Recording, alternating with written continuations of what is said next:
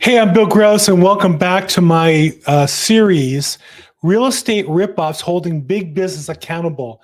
My thesis is that more and more our economy is run by a few major corporations, destroying our middle class in America, destroying American values, and making us more part of an international blob. One of the leaders, one of the most despicable companies along the way is Bank of America. And in particular, if you're in California, where they have the largest footprint, you've come to really find this is the company that really has created all kinds of damage and offers very little to its service for its customers as a general rule. Now, again, in this series, are the people at these companies who are outstanding? I'm sure there are. Is there a minority of them who give great service to customers? I'm sure that's the case. But we're talking about overall as a company. There are very few companies as detrimental to our economy, offering us poor service as Bank of America, as any of their customers other than the wealthiest 1% will tell you. Let's take a look at it and the reasons why. We'll take a look at the history of Bank of America that will help us explain what that's all about.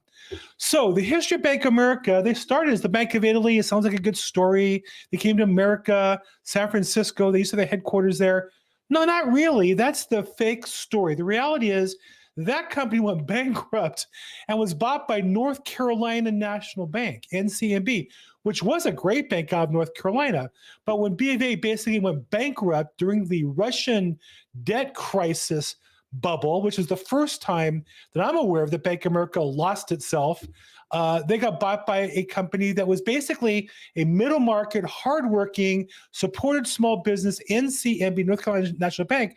But when they bought Bank of America, they said, hey, what a great name, a great logo. We'll change our name to meet the company we're buying, Bank of America. So Bank of America really is not the Bank of America that we grew up with, those of us who are older and remember. Then they merged with Merrill Lynch. Now, Merrill Lynch was one of the architects of the 2008 financial global crisis. They're one of the companies probably responsible with a handful that probably destroyed more financial worth of the middle class around the world and America. And so, of course, when these companies go bankrupt, what happens is they go to their government friends, they go to the big bank friends, they got bought out.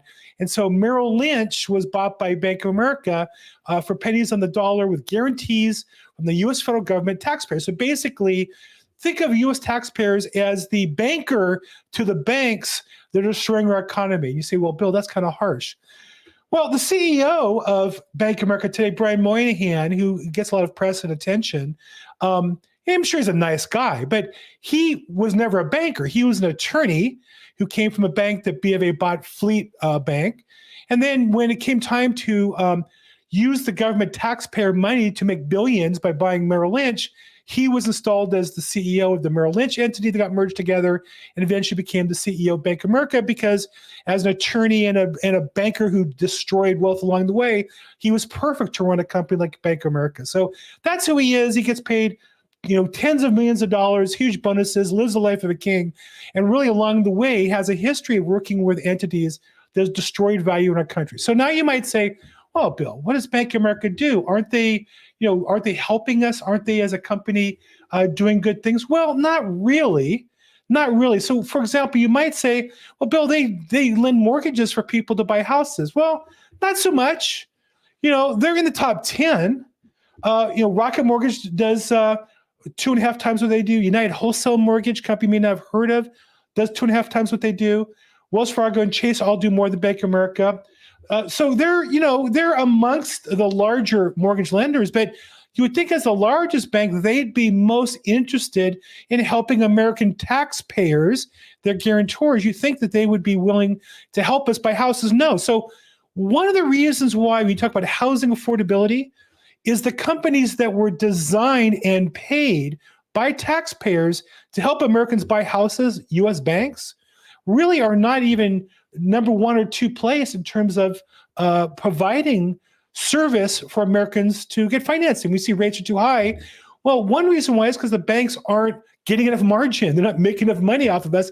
They're not making enough millions of dollars from taxpayers. And as a result, we don't get as much mortgages or get the service or get the number of rates that we should have. Now, I wanted to pass on who owns Bank of America. And so one of the things that is also true is that Bank of America is 60% today owned by three companies: Berkshire Hathaway, Vanguard and BlackRock. Now, these three companies basically own the entire Fortune 500. They basically run the entire corporations of America.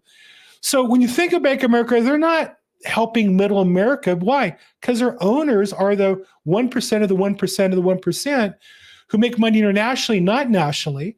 And so B of A has just become the lapdog for their owners and focus on making money. So it's not surprising that they're not helping us. So what are they doing? Well, what they're not doing is counting out their mortgage applications properly. So for example, here in America, we have a law, I think it's ridiculous, that on the application, when you get a mortgage, the mortgage originator is obligated to ask the question, they're obligated to ask, what race are you? What sex are you? There's a box you check off on the bottom, and that data gets collected by the government. Now, frankly, I think it's a horrible law. I think it's a horrible practice. I think it creates racism, doesn't solve it. But every mortgage originator is trained on filling out the boxes. It's on the bottom of the application. B of A can't even fill out those forms right. They get fined $12 million. That sounds like a lot. $12 million because they can't fill out the boxes in the bottom of the application as to what the race and sex of their customers are. I mean, really, if they're that incompetent, what other shortcuts are they taking? Another thing they're doing is, I think, or what are they doing? What is Bank of America doing? Well, one is very busy campaigning that they want to lower capital requirements so they can lend more money around the world. Here's Brian Moynihan. Basically, he's kind of like a teenager saying to American taxpayers, I need a bigger allowance because I want to take your money and go gamble on it.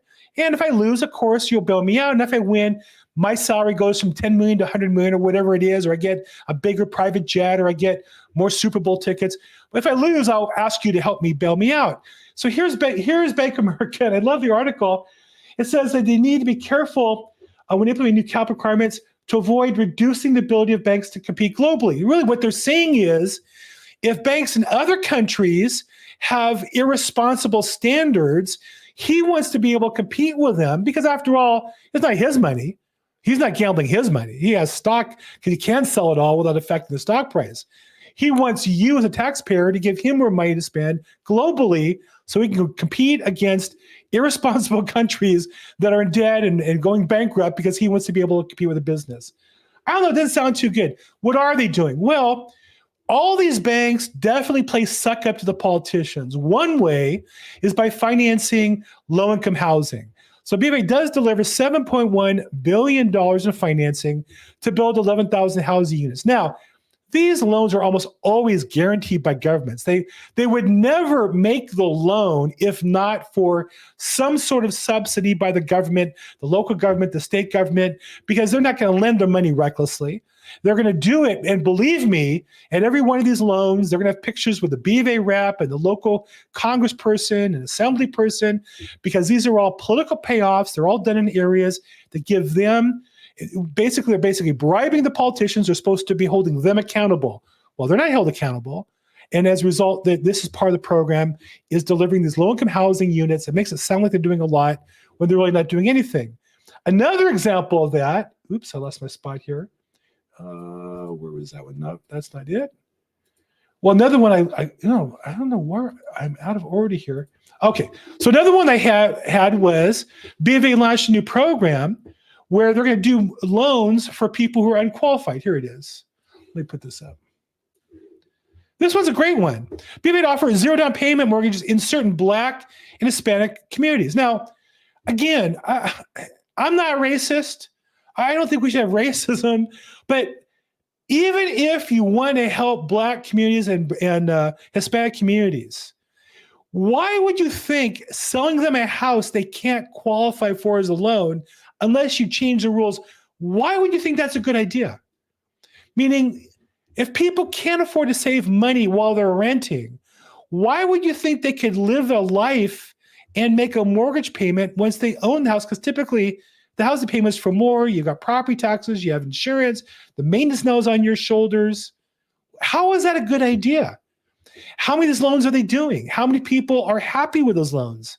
The answer is they would never do it, but they do a few, and they deliver it in key congressional districts where they get approval so they can get more taxpayer money to gamble with in order to make money that they'll take if they win, and if they lose, they'll just come back to us for more.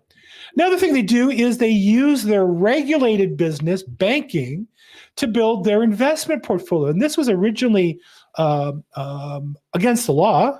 We had laws preventing this. And we didn't want banks to own entities that would have risky investments, because customers go to the bank believing they're insured by the federal government. And then the same person at the desk goes, oh, well, we'll invest your money for you, thinking that money is guaranteed by the government, when in fact it's not. And so we had a whole history in the 70s and 80s of people being wiped out with investments were unsuitable, because these commission salespeople and even non-commission were using bank customers to invest in their products. But guess what? Now the back scratching between Merrill Lynch and Merrill Edge spurs growth according to BofA executive. This is now their strategy. The strategy today is what was against the law like 25 years ago. Is this a bad movie or what? Well, that's not enough. So here's BofA. They lose betting on the bond market in Europe, $100 billion. No, it's a paper loss. Oh, paper loss. That's just a paper loss. It's like you go to your checking account one day and it says 10,000, the next day it says $100. It's just a paper loss. Don't worry about it. Why would BofA worry about that? Because if they lose money, they're just going to come back to us for more. They're going to look for us to guarantee them. They'll look for the Fed to pump more money in the system to keep the integrity of the system. But I assure you, if that $100 billion was a gain and they call it a profit, all the executives would get bonuses. They would take the money. So it's kind of like going to Vegas. And if the casinos gave you money to play with for free, you got to keep the winnings and spend it on fancy hotels and shows. But if you lose the money, you just say to them, thank you, and you walk out the door. It doesn't work that way in real life. But for Bank of America, that's exactly how it works. In this bank, they can't even fill out the applications correctly. They got fined $12 million there. And then they lose $100 million betting in the bond market. What the heck's going on? And now, Bitcoin. Bank of America, Wells Fargo are now offering spot Bitcoin ETFs to customers. What could possibly go wrong with that? How could that be a problem that U.S. guaranteed banks are going to have customers walk in the door and BofA is going to say, oh, hey, we have a Bitcoin investment. Why do you consider that? In my lifetime, we've been frauded into thinking there's a housing affordability crisis. It's not. It's that we have an economy that is not serving the majority of taxpayers. The vast wealthy are making a fortune. And along the way, they throw crumbs to the low-income people in order to get more and more power. Bank of America used to be one of the leading mortgage lenders, making affordable mortgages more available, also investing in small businesses, helping small business grow and employ people. And instead today, they want more tax dollars and more freedom to make big billion-dollar investments. And when they go wrong, they turn to taxpayers for help. So today, I want to say that Bank of America is a huge ripoff, not serving customers at all. What do you think? Put your comments in the chat box down below. I'd love to see what you think. I'm at Bill Gross Probate on social media. As always, make today your best day ever. Thanks so much.